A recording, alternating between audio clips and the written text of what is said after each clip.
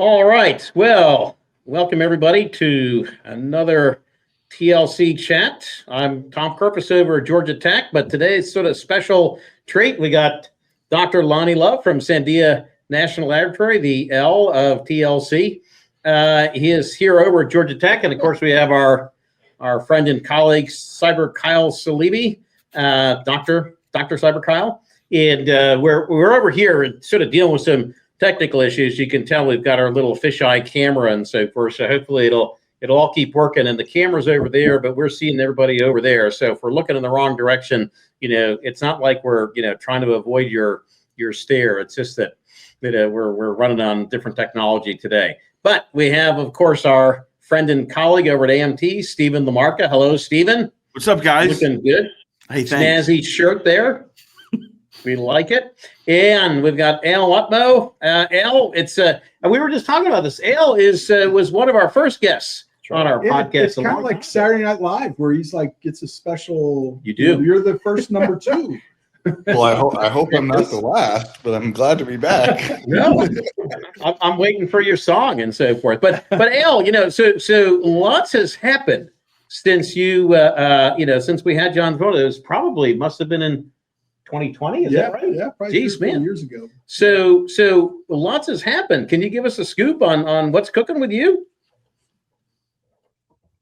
What's cooking with me? Well, I guess last time I was on, I was leading management CAD Autodesk, specifically Fusion, and now I'm crazy enough to jump into startup life, and I'm not at Autodesk anymore. I'm at Toolpath. That's Toolpath. the short version. Okay. So what are you up to at Toolpath? Yeah, so can you give us a real quick overview of what Toolpath is and what your objective is with the company, and where are you going? Yeah. What's the elevator pitch? That's a good question, right? In general, Toolpath is working on creating toolpaths. There we go. We're done. No, but I like that. Yeah, we're applying AI to the CAM programming process. I think for the last 20, 30, maybe even 40 years, the CAM industry has been evolving and building UIs on top of CAM kernels that have been evolving. But now with the advent of AI, there's ways to rethink how we interact with a toolpathing kernel. If you think of the way software works today, it's largely desktop software. It's largely an interface where the user makes a set of decisions and asks the calculator to give an answer. So we've got I'll call the CAM kernel a real good calculator, and the user makes a set of decisions. When you think about how you interact with AI, it kind of flips that around. And instead of the user making a decision, the computer makes a set of decisions and the user guides it. So largely what we're doing at Toolpath is saying, how do we apply AI to the CAM process? And then more importantly, how do we set a way to allow the user to constrain the AI? I like to say may, must, and mustn't. But we want to create a system where the user can say, this is what the system may do, this is what it must do, and this is what it must not do. So yeah, largely that's what we're doing, is creating a system that rethinks how we program CNC machines, but giving a set of constraints to an AI engine sitting on top of a CAM kernel. So Al, usually with AI, they're really data driven. There's a lot of data. What kind of data are you using to train your models, to train the system? Oh man, you guys are all doctors. You should have got the smart guy here. So maybe I'll back up a little bit. He's actually a Georgia Tech grad. Both the founders are Georgia Tech grads. So Justin and Andy, they were the founders. Justin Gray, Dr. Justin Gray. So he's within the crowd of you guys. I'm a machinist. There you go. Doctor. Yep.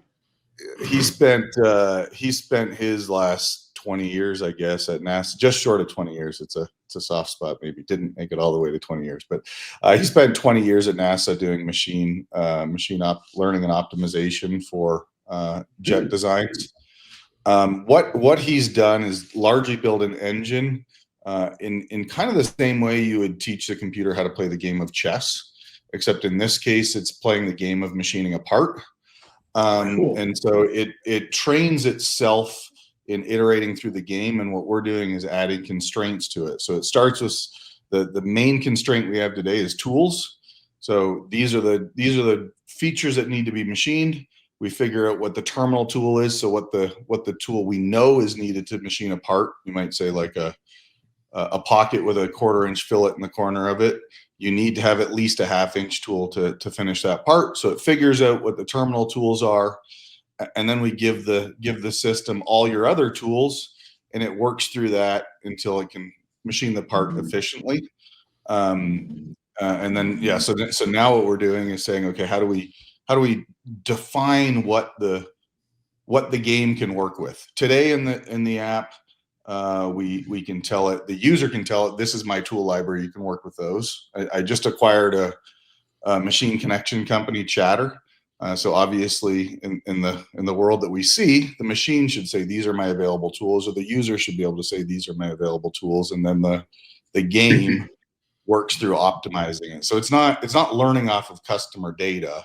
It's learning off itself, playing the game more and more, if that makes sense. Mm. Yeah, no, it makes a lot of sense. So I mean, in terms of some of the constraints, you also take a look at. I mean, I know one of the constraints that I talk to my students all the time about is, don't smack the part into the workpiece. I'm sorry, into the tool, or don't take the tool and drive it into the into the work holding material and so forth. Are these other things that you look at? So this actually goes down another tangent a little bit. Today we just look at the workpiece, the tool, and the tool holder. And today you could have two holes, and this is, I think, where maybe it falls apart when you see other systems, other typical DFM systems. So two of the byproducts of automating is we can create good estimates and we can create good DFM, but it's just a byproduct of automating. You might have two 1/2 inch holes, one right next to a wall and one far away from the wall. It'll say that the one next to the wall is not machinable because the holder would hit coming down. So that's where a typical DFM system would just look at that hole and say, oh, diameter to depth ratio is fine, it's machinable. So that's working today. We'll also figure out multiple setups. So we'll figure out if we should come from this side or the other side. It'll do interesting things, like if there's a slot on the side of a part, if you have a key seat cutter, then it's a 2-op part. If you don't, it's a 3-op part, because you gotta tip it up and use an end mill. The reason I kind of went there is, so we figured out the multiple setups. In order to do 3+2 machining, then we have to do fixtures. That's where it becomes more important.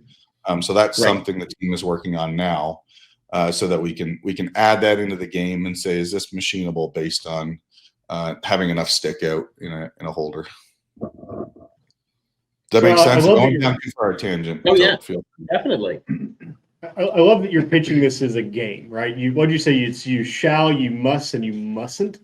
How do you take that and expand it, get in people's hands? Is it like a war games effort, right? Where you see all these animations on screen where people are feeding in. I mean, how do you take this and expand it out and get it to people's hands in a game scenario? That is the fun part, and that, I think, that's kind of the segue into what gave me the courage to leave Autodesk is a realization that we have to flip the way the user experiences work, and that's pretty disruptive. And it's either going to be disruptive to us as a little company, or it's going to be the basis of our success. But if you think of automation, it can just make scrap faster. So figuring out how to control it, it will be our not so secret sauce. Like, it's going to have to be very intuitive for hundreds of thousands of people to be able to do it. There are some simple ways. Today, the way we constrain the game is you consume your Fusion tool library. That sets the constraints of, you must make it with these tools. But that's pretty broad. We have a cascading set of tools. So you must make it with these tools. You may cascade into your second and third priority tools. So in that world, it could be you must make it with the tools that are in your machine. And today it's not live. It's just you set that these are the tools in my machine. You may cascade to the next set of tools. What we're starting to do now is allowing the user to sort of adapt what the system is built. So no, I don't want you to use this one. And for that feature, I want you to use that tool. So then it's like, okay, the game's allowed to do whatever it wants in this free space. And then on the bookends, I need you to use this tool for that feature. And I don't want you to use this tool on this part. Those are kind of the tool examples, but you could imagine other scenarios where now that we have machine connectivity, I may take a job on if I have spindle time availability, and I'm not going to if I don't. So there's just a long list of possible scenarios we can start injecting into the game, and how we create a parametric experience on top of it, so that the user's in control of the process and they get a predictable result will be the primary challenge we have to solve. Right. I mean, it does make a lot of sense. I mean, I know when you're running a shop, you've got a whole bunch of things that you have to think about. You know, as you mentioned, spindle time, what tooling do I have? Should I order different tooling, specialized tooling, et cetera, et cetera? And of course, things like feeds and speeds, it's, you know, and so forth and timing and setup, blah, blah, blah. And so, I mean, one of the things that we found is, you know, AI is great, but we look at it almost as augmented intelligence. You know, a human's pretty good at optimizing a few key things, 3, 4, 5 things, but when you've got 20 things to consider, you know, AI can really help you to take a look at the different trade-offs and so forth. I'm curious, are you, you know, one of the things that I've been thinking about a lot is, okay, I can go to, you know, Kennametal or Sandvik or, you know, whomever, it might be Granger, might be MSC, and say, hey, what tools are available? Are you also just taking a look at what tools are out there, so you could turn around and say, oh yeah, I don't have all these different tools, but just given the geometry, this one could actually reduce my machining time by, you know, 10% because of all the material I got to hog out. Well, that's where I was curious about the may. You know, when you say you may do something, so if that's where that fits in. So we could so easily drown an opportunity as soon as you think about reframing the problem and creating an experience that flips it on its head. Then it's pretty easy to start imagining, yeah, if I can order the tool from, you mentioned Kennametal, tomorrow, then I'll do it. And this is we could go down a couple tangents right now, but this is kind of the irony of the whole situation. I think the last wave of funded tech startups was IoT, and unfortunately, I think that just produced a whole lot of vanity dashboards. And now we can actually use it to do something. But like the reason I say that is that created this mindset that spindle utilization is the most important thing. But if you think about it for a minute, it's really not at all. Let's say you have a $300,000 machine tool. You're maybe $3,000 a month financing it, $100 a day. If that machine tool is running for 15 minutes instead of 12 minutes, it's largely irrelevant. If that machine is sitting idle for 3 days because you have to go order a tool, then that's far more relevant. So sure. How we can streamline that process and say, do I have the tooling? Well, I must use tools that are in my shop, even if there's another tool that's more efficient, or I must buy it from a vendor that I know is going to get here tomorrow. Or in the case of Kennametal, process reliability becomes extremely important in process automation. So I must use a tool that is very reliable, so I don't break a tool halfway through a run and then the machine's not doing anything. That's far more important than a cutter that was maybe half the cost. But so these are all the kinds of higher level constraints that, to your point, Tom, is not necessarily a challenge, but a whole lot of cognitive overload if you're thinking about all of it at the same time.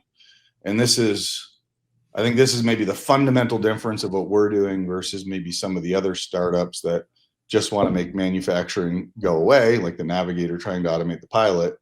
You'd be trying to solve the hardest problems. in our case, if we can solve the mundane tasks, then the pilot can think about navigation. And so if we can solve a whole lot of mundane tasks that fill the mind of the machinist, then they can be thinking about optimizing at a higher level, as opposed to saying, how do we make somebody who knows nothing about machining be able to make parts? I think that's kind of a silly path to go down. Yeah, I mean, it's kind of like a co-pilot. Oh, but not that I'm, trying to push anybody's AI over there and so forth. But yeah. So Al, 4 years ago, we had a conversation, and you made a really interesting comment that's always stuck with me. Fun. And you said that, hey, we've got a cloud-connected environment, and you, over time, know what people do and what order and what time, right? And you, in the right scenario, in the right data thing, we're not going to get into cybersecurity. You can kind of learn from that. And learn, well, Bill here has 30 years of experience and Jeff over here doesn't. How does one do the other? I'm curious what your thoughts are now on that. Now we're working in this environment and working in an AI-based tool pathing environment. What's changed in the last 4 years? About learning from the way each unique shop does their thing? Yeah, each user, each shop. So I think we like to say every shop's a snowflake. Every shop is unique. And We say that about our students over here. Yeah. Mm-hmm. Yeah. And so I think I'll try and kind of say this as directly as I can. I think there's kind of maybe two schools of thought for how this problem is going to get solved. Maybe I'm going to go off on a tangent, but if we all believe automation is going to dramatically improve human productivity in manufacturing, today there's about 2 million programmers running about 6 million machines. The ratio is about 2 machines per CNC programmer. If we believe we can make that number 10 or 20, incidentally, I don't think any jobs go away. There's more pilots now than there ever was before. And as a human race, if we make more, it's not like people are going to be like, I have enough. So I don't think we should be worried about the fact that manufacturing. I hear you. Yeah. Isn't that the truth? But if we believe that we're going to increase the human productivity ratio, there's kind of two ways to think about it. Either one massive shop is going to have 10 million machines and 100,000 employees. I think that's difficult to inspire innovation with that many employees. Or 100,000 individual shops are going to innovate individually and increase their productivity. I believe in the latter. So what we have to do is build a system that allows each shop to get really good at what they do and get better at saying no to what they're not good at. That's the more important thing. So a good friend of mine, CJ, and this was part of my nucleus for moving on from Autodesk, is he's now got 3 Willemans and a brother, one person. His goal is to get more Willemans and more brothers and increase his productivity. In the world of CAM today, I would not have been able to make any more money with them on Fusion because I sold per user software. So I had to, my job was to go find more people as opposed to make the current users more productive. In our current world of Toolpath, now that we have machine connectivity, we can attach our revenue to the productivity. And if I help him buy more machines, the industry of machine vendors is happy, I'm happy, and he's happy. And as he grows, it grows proportionally to his productivity as opposed to the current software industry charging per user. So I kind of bounced around in topics, but I think it's largely more important that we help him build a system that says, this is the work I must not do, this is the work I want to do, and this is the work that I might do. And if we can help him say no to the right stuff, then he can be very efficient on the way he's optimized his setup, and the shop down the street can be very efficient to the way they've optimized their setup. And so do you think, Al, I mean, it sounds to me like you're taking some risk or uncertainty out of it, because if these are the things that you should be doing, that sort of lowers the risk, because this is where you should be, as opposed to, well, maybe where you shouldn't be here, or maybe you shouldn't try this, or you definitely shouldn't try that. It's the fact that you said risk. We're all of an age of probably all played the game Risk, but I think actually that's the perfect analogy. How do you win the game of Risk? you're the first person to get the little purple spot and then grow from there. Yeah. It's not getting the big area. It's knowing what can I be the very best at and growing from there. And I think we need to do tools that do the same. The dangerous thing for me, and this is the personal struggle right now, we just talked about all the opportunity I can drown in. The risk that I took leaving Autodesk was we can build a platform that ties it all together. So on one hand, I said we're trying to do the thin red line from beginning to the other. On the other hand, I'm saying focus is the most important thing. So while I say I need to help shops say no to the right things, I gotta figure that out for myself. Yeah. But I tell you, I really liked your comment on human productivity. I think that's really probably key here, and making sure that we have tools for the mom and pop shops to know again, how can they be productive? Exactly. Latent time on a machine tool is lost revenue. So, but making scrap is even worse lost revenue, right? Automating scrap, just you don't do it right. You're just making scrap faster. I love that comment too. I think those are really important messages in terms of the value of these types of tools. So I would like to help kill the notion of the skills gap and change it to a productivity gap. Because I think the whole conversation about skills gap leads you down the wrong path. And it makes you think, oh, you know what we got to do? We got to solve the hard problem so that more unskilled people can solve this task. And it's just never the case. What ends up happening is we create a bigger skills gap. The pilot now flies a bigger plane, is responsible for navigation, and still needs to land the thing. So autopilot did not solve any skills gap, and there's more demand for pilots than there ever was before.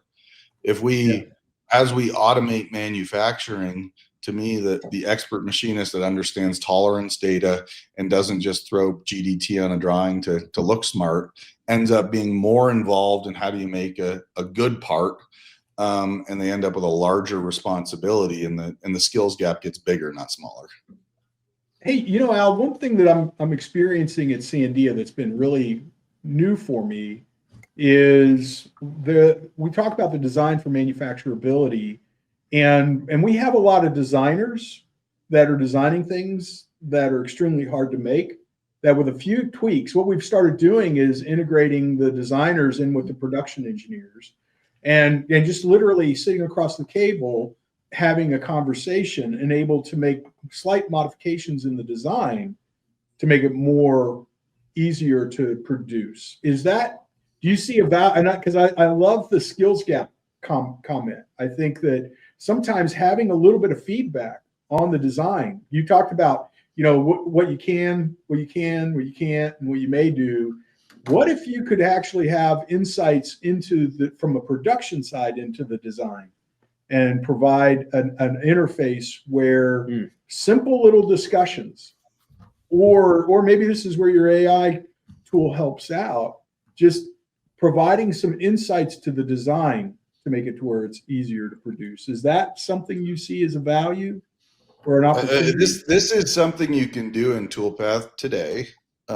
It's part of the opportunity that we could drown in, for sure. I think it's one of the sorts of conversations we can facilitate better with our tools, to create that connection between manufacturing and design. But today you can upload it now any CAD format, and the system will say, is this manufacturable with your set of tools? If you set a different set of tools, it'll give you a result.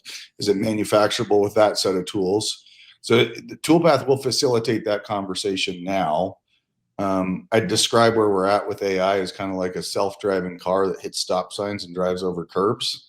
So not ready to fully run a machine yet, but it pretty accurately tells me if I can get from me to you and how long it'll take, or what the reasons is it can't get there. So DFM is a good DFM, right? Because it's not, like I said, it'll tell you, will my holder hit if I'm close and not if I'm far away.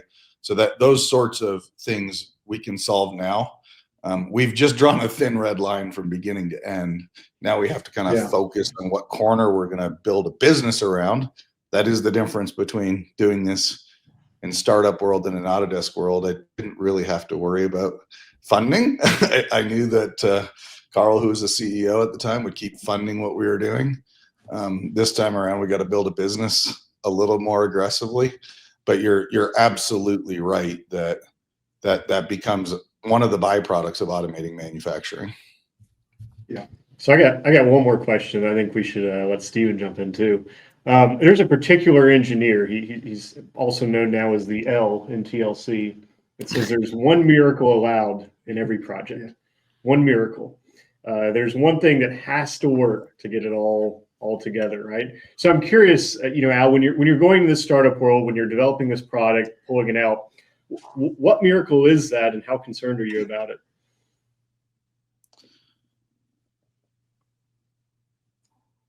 What miracle? What's the hardest thing that is the make or break that you got to solve? Yeah, I think that's pretty simple, and not simple at the same time. Yeah. At this point, I believe all the primary technical challenges are solved.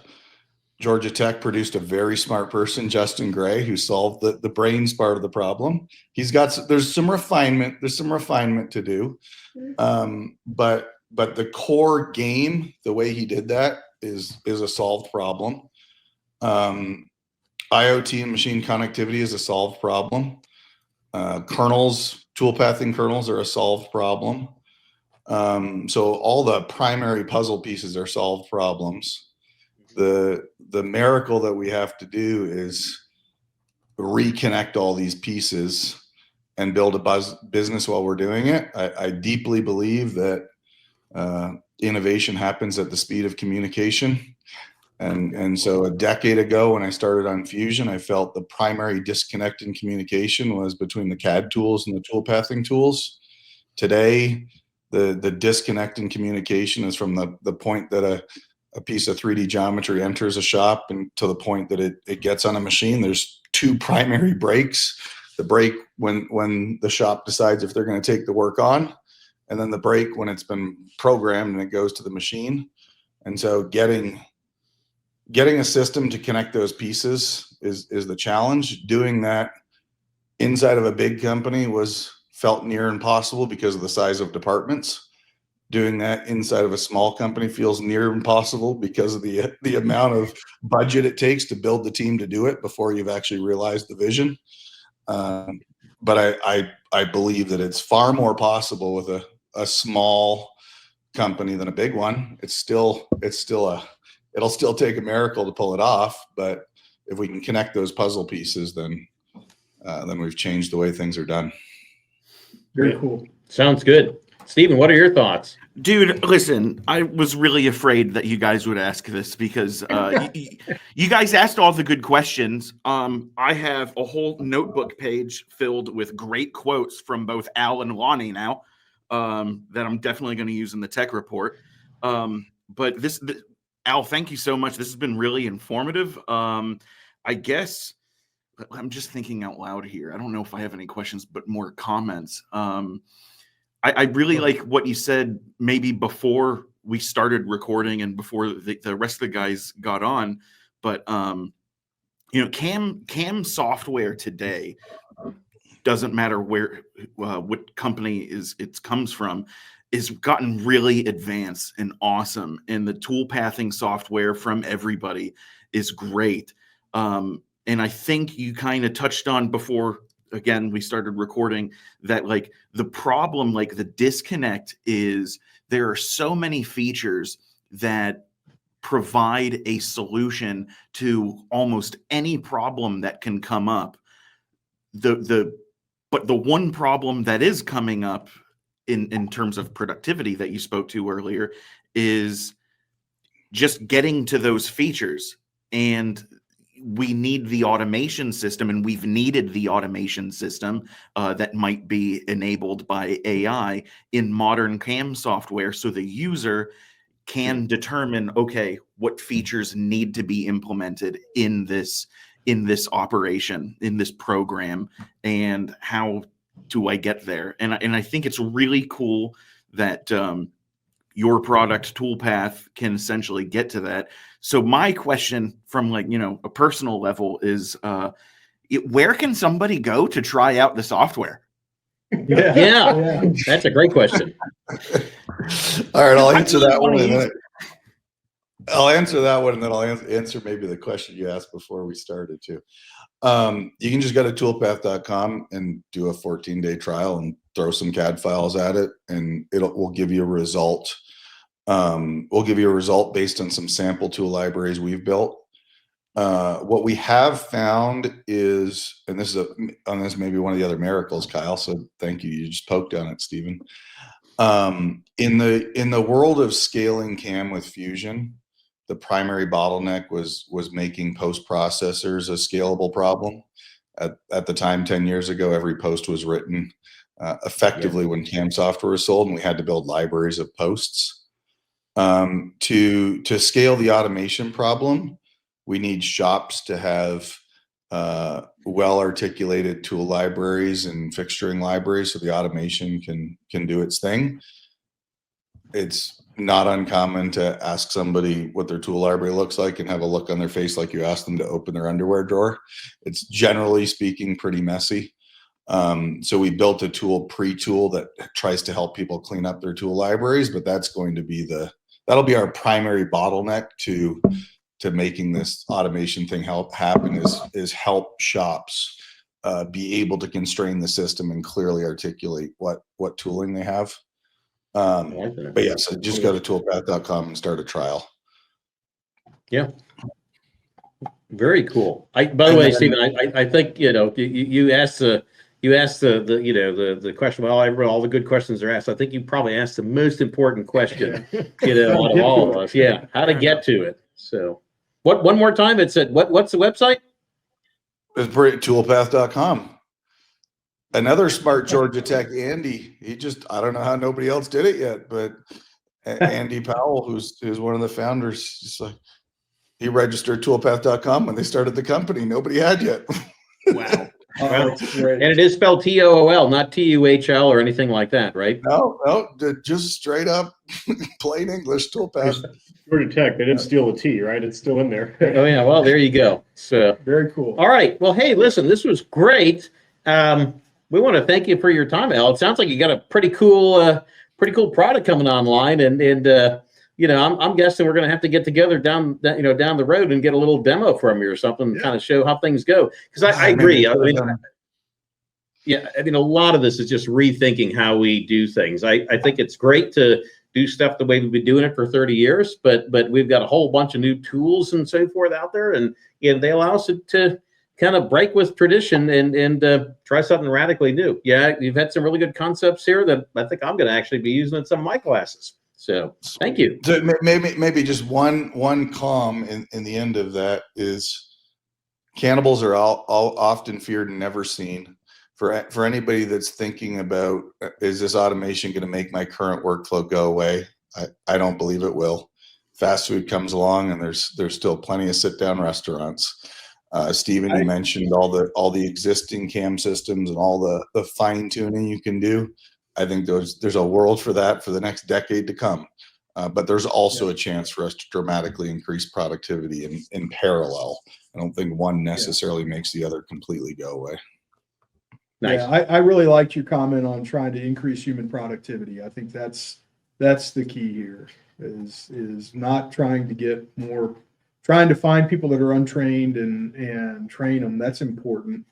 But complementary to that is giving the engineers and the technologists the tools that they need to be more productive. I think that's fantastic. And your comment about communication, I think that's just spot on, right? And if that's the biggest challenge, I think getting engineers to communicate will indeed be a miracle. Yeah. Oh yeah. All right. Oh yeah. Can I tell my favorite joke? And I only say this because this is what I love about my job, and that's connecting very smart engineers. But how do you know you're talking to an extroverted engineer? They're not, well, they're looking at their shoes. I'm not going to spoil the punchline. They're looking at your shoes. There you go. That's exactly. They're not looking at their shoes. They're looking at yours. Oh man, ain't that the to truth? me, that's my primary job is how do we create tools that help connect the people that are so smart, but maybe don't talk as much as they should. Yeah. Yeah. I Well, think- they don't know to either. I mean, I think that's part of it as well. So yeah, Well, that's it's good great. that they don't know Okay. to. I think a lot of the times an engineer will like go down into problem solving mode instead of having a quick conversation between manufacturing and design. It's like you'll Yeah. problem solve Well, for that's 2 fair months enough. instead of a quick conversation. Yeah. Yep. I think that works out. All right. Well, hey, Al, thank you very much. Stephen, good to see you. We're over here. We're going to get a little bit more coffee and chat over here a little bit more down here in lovely Atlanta, Georgia, where the weather is absolutely fantastic for the end of February. So, all right. Awesome. Thank you, Al. We'll see y'all. Great to for see you, having Al. me. Bye-bye.